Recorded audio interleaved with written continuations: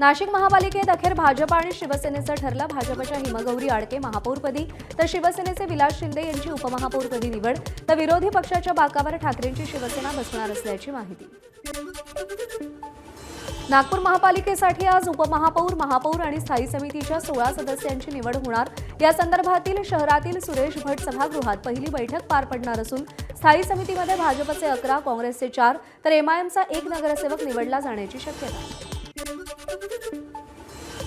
अहिल्यानगर महापालिकेची महापौर आणि उपमहापौर पदासाठी आज निवडणूक प्रक्रिया पार पडणार. राष्ट्रवादीच्या ज्योती गाडे महापौर तर भाजपचे धनंजय जाधव उपमहापौर होण्याची शक्यता. तर शिवसेनेकडून विरोधी बाकावर बसण्याचे संकेत. जळगाव महापालिकेत महायुतीची एकहाती सत्ता. महापौर पदासाठी भाजपचे दीपमाला काळे तर उपमहापौर पदासाठी शिवसेनेच्या मनोज चौधरींची बिनविरोध निवड. पुणे महानगरपालिकेचा अर्थसंकल्प 13 फेब्रुवारीला सादर होणार. महापालिका आयुक्त नवल किशोर राम अर्थसंकल्प मांडणार. अर्थसंकल्प तयार करण्याचे काम अंतिम टप्प्यात. 4 वर्षांनी सभागृहात अर्थसंकल्प सादर होणार. अजित पवारांमुळे मोहिते पाटील कुटुंब तब्बल 12 वर्षांनी एकत्र. मोहिते पाटील चुलते पुतणे एकत्र आले प्रचाराच्या स्टेजवर. नगरपालिका निवडणुकीत दोन्ही मोहिते पाटील एकमेकांविरोधात लढले. जिल्हा परिषदेला दोन्ही राष्ट्रवादी एकत्र लढली, त्यामुळे कुटुंबही एकत्र.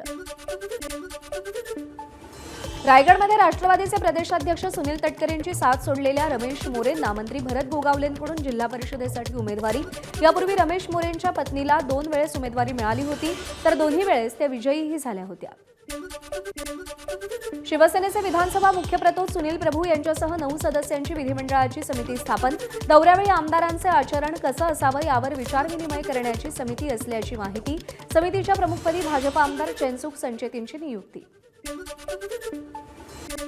रायगडच्या माणगावातील प्रचार सभेत जिल्हा परिषदेचे उमेदवार राजीव साबळेंनी पालकमंत्री पदाचा मुद्दा छेडला. आदिती तटकरेंनाच पालकमंत्रीपद मिळो. राजीव साबळेंची राष्ट्रवादीचे प्रदेशाध्यक्ष सुनील तटकरेंकडे मागणी. सांगलीच्या कडेगाव तालुक्यातील वांगी गावाच्या मौजे वडीयेराय बाग परिसरात भाजपकडून मतदारांना साडी वाटप. स्नेहा महाडिक या भाजपच्या उमेदवार असून मतदारांना प्रलोभन देत असल्याचा काँग्रेसचा आरोप. यवतमाळ जिल्ह्यात जानेवारी महिन्यात तब्बल 22 शेतकऱ्यांची आत्महत्या. आकडेवारी समोर असली तरी आत्महत्येचं कारण नापीकच आहे का हे अस्पष्ट असल्याची पालकमंत्री संजय राठोड यांची प्रतिक्रिया. शेतकरी आत्महत्या गंभीर विषय असून कर्जमाफी करण्यापेक्षा शेतकऱ्यांना हमीभाव कसा मिळेल, शेतीविषयक खर्च कसा कमी होईल आणि शेतीत नफा कसा होईल याकडे सरकारनं लक्ष घालावं. जनआंदोलन समितीचे अध्यक्ष किशोर तिवारींची प्रतिक्रिया. मराठवाड्यातील 2 लाखाहून अधिक शेतकरी नुकसानीच्या मदतीपासून वंचित. केवायसी न केल्यामुळे 131 कोटी रुपये शासनाला परत जाणार. केवायसीची अट रद्द करून नुकसानाची मदत शेतकऱ्यांच्या खात्यात जमा करा, शेतकऱ्यांची मागणी. 2025 मध्ये वाशिम जिल्ह्यातील संत्रा उत्पादक शेतकऱ्यांना अतिवृष्टीचा फटका. संत्रा बागांवरती रासायनिक खत फवारणीचा खर्च वाया गेल्यानं शेतकरी आर्थिक अडचणीत. पंचनामे करून नुकसान भरपाई जाहीर करावी, शेतकऱ्यांची मागणी. कोविड काळात वरळीच्या एनएससीआय मैदानावरती उभारलेल्या जम्बो कोविड सेंटरच्या जागा शुल्कावरून वाद. महापालिका आयुक्त भूषण गगराणींना वैयक्तिक प्रतिज्ञापत्र सादर करण्याचे मुंबई उच्च न्यायालयाचे आदेश. सहाय्यक आयुक्तांकडून चुकीची गणना झाल्याचा पालिकेनं दावा केला होता. सावित्रीबाई फुले पुणे विद्यापीठाचं क्रेडिट मार्कांवरून घुमजाव. श्रमदान ऐच्छिक. कुंभमेळ्यात श्रमदान केल्यास 2 क्रेडिट मार्कांचा निर्णय घेतला होता. रिपब्लिकन विद्यार्थी सेना आणि विद्यार्थी संघटनांनी विरोध केला होता. एसटीची सरसकट 2% भाडेवाढ होण्याची शक्यता. मार्च किंवा एप्रिलमध्ये एसटीच्या 2% भाडेवाढीची शक्यता. परिवहन मंत्री आजच मंत्रालयात प्राथमिक माहिती घेण्याची शक्यता. आरबीआयकडून रेपो रेटमध्ये कोणताही बदल नाही. रेपो रेट 5.25% कायम. व्याजदरात कोणताही बदल होणार नाही. मालमत्ता कर गोळा करण्यावरती पालिका पुढील 2 महिन्यात विशेष भर देणार. 2025-26च्या आर्थिक वर्षात 7,300 कोटी रुपये कर वसुलीचं पालिकेचं लक्ष. कर थकबाकीदारांविरुद्ध जप्ती आणि अटक होण्याची कठोर कारवाई करावी, अधिकाऱ्यांना निर्देश. मुंबई पुणे द्रुतगती मार्गावरील बोरघाटात अनेक वाहनं बंद पडल्यानं वाहतूक कोंडी. गेल्या 2 दिवसांपूर्वीच गॅस टँकरच्या अपघातामुळे अभूतपूर्व वाहतूक कोंडी झाली होती.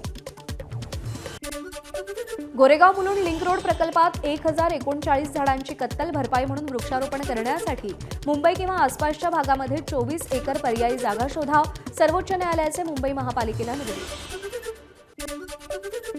2 दिवसांपूर्वी झालेल्या दरवाढीनंतर पुन्हा सोन्या चांदीच्या दरात घसरण. सोन्याचा दर प्रति तोळा 1,59,000वरून 1,53,000वर तर चांदीचा दर 2,35,000वरून 2,60,000वर. काँग्रेसचे दिवंगत नेते बाबा सिद्दीकी आणि रोहित शेट्टीच्या घराबाहेर झालेल्या गोळीबाराचा परस्पर संबंध उघड.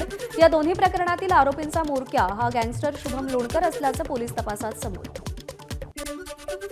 बीड जिल्ह्यातील कपिलधार मंगल कार्यालयात बालविवाह होत असल्यानं पोलिसांची कारवाई. अल्पवयीन मुलीशी लग्न करणाऱ्या मुलीचं मंडपातून पलायन. या प्रकरणी वधूवराचे आईवडील, कपिलधार देवस्थानचे विश्वस्तांसह 100 जणांविरोधात गुन्हा दाखल. गडचिरोलीच्या अबुझमाड जंगलातील गावाजवळ पोलीस आणि नक्षलवाद्यांमध्ये चकमक. 3 नक्षलवाद्यांचा मृत्यू, यात 1 जवान शहीद तर 1 जवान जखमी. सांगलीत मायक्का चिंचणी यात्रेनंतर घोडागाडी शर्यत लावत मध्यरात्री धिंगाणा घालणाऱ्या तरुणांवर लाठीमार करत पांगवलं. सांगली पोलिसांची कारवाई.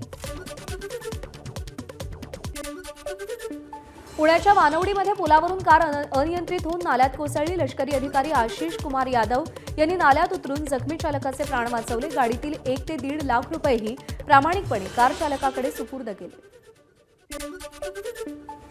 नंदुरबार आरटीओची वर्षभरात मोठी कारवाई. 10,000पेक्षा अधिक वाहनांवर दंड. नियमभंग करणाऱ्या वाहनांकडून 6.5 कोटी रुपयाची वसुली. पथकांच्या कारवाईमुळे परिवहन विभागाच्या महसुलात मोठी वाढ. एबीपी माझा, उघडा डोळे बघा नीट.